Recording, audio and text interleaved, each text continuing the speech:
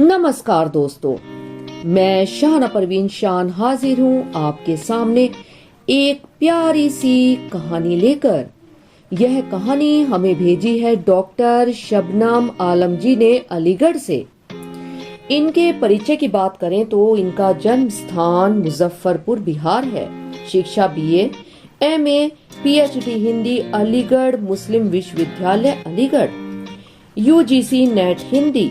वर्तमान समय में स्वतंत्र लेखन कार्य, प्रकाशित रचनाएं हिंदी की सुप्रसिद्ध पत्र पत्रिकाएं मधुमती, पूर्वाई, मधुराक्षर, नवल, परिवर्तन, अभ्युदय, हॉटलाइन आदि में अनवरत रूप से कविताएं और लघु कथाएं प्रकाशित।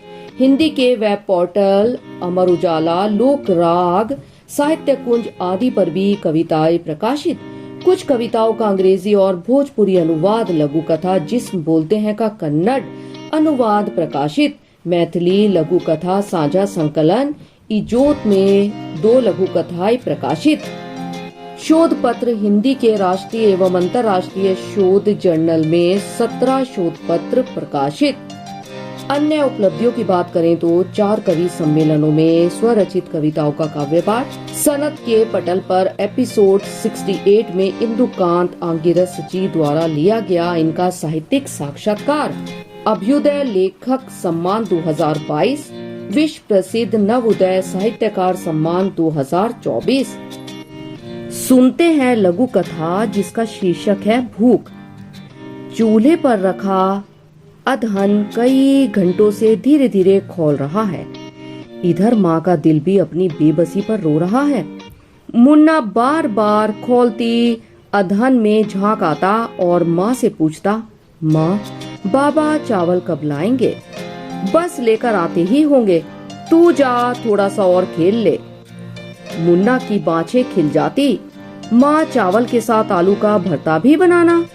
हाँ बेटा, कहकर न जाने ये झूठी तसल्ली माँ खुद को देती है या बेटे को, वो खुद भी समझ नहीं पाती है। उधर बाबा मालिक के सामने खुद के पैसों के लिए गिड़गिड़ा रहा है, जो कल उसने मालिक के घर पर मजदूरी की थी। मालिक 400 रुपए ही तो हैं, दे दीजिए ना, चावल और आलू लेकर घर जाना है, मुन्ना भूख से बेहाल होगा। अरे कहा ना, छुट्टा नहीं है, कल ले जाना। मालिक मैं छुट्टा कराकर आपको 100 रुपया लौटा देता हूँ। अच्छा, तुम मुझे बुड़बक समझते हो? जाओ फिर आओ ना। तुम शराबियों का क्या भरोसा, और उसे भिखारियों की तरह दुत्कारा। कल आना, कहा ना। अरे मालिक मैं ना शराबी हूँ ना भिखारी, अपनी मेहनत की मजदूरी मांग रहा हूँ। आंसू पोंछता और सोचता हुआ बाहर निकल आया। कैसे जाऊं मुन्ने के पास? तभी मालिक के गेट के पास रखे कूड़ेदान में उसे मैगी का पैकेट दिखा। उसने सोचा मैगी के पैकेट कूड़े में फेंकने के लिए ही रखे होंगे, फेंकने से तो अच्छा है इसे मुन्ने के लिए ले जाऊं। चुपके से चोरों की तरह वह कूड़ेदान से मैगी का पैकेट उठाने लगा। तभी एक जोड़ी आंखें उसे घूरती हुई दिखी। घूरती आंखें दरबान की थी। वह बोला, अरे पगले, यह एक्सपायर्ड पैकेट है, खाकर मरना है क्या? अरे भाई, मरना भूख से भी है तो एक्सपायर्ड मैगी खाकर ही क्यों ना मरे, कम से कम मुन्ने की भूख तो मिटा दूं। उसने पैकेट उठाया और भागा भागा घर पहुंचा। खौलती अधन जो खोल खोल कर आधी हो गई थी, जैसे अब तक मैगी के लिए ही खौल रही थी।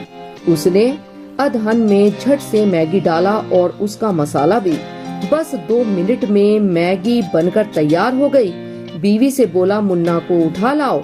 मुन्ना बेचारा जो चावल का इंतजार करते करते सो चुका था। मुन्ना उठ, चल खाना खा ले। खाने का नाम सुनकर मुन्ना जल्दी से उठ गया और दौड़ा हुआ बाबा के पास आया। उसने जैसे ही प्याले में रखे मैगी को देखा तो खुशी से उछल पड़ा और बाबा के गले लिपट कर गाने लगा, मैगी मैगी, टेस्ट भी हेल्थ भी। धन्यवाद।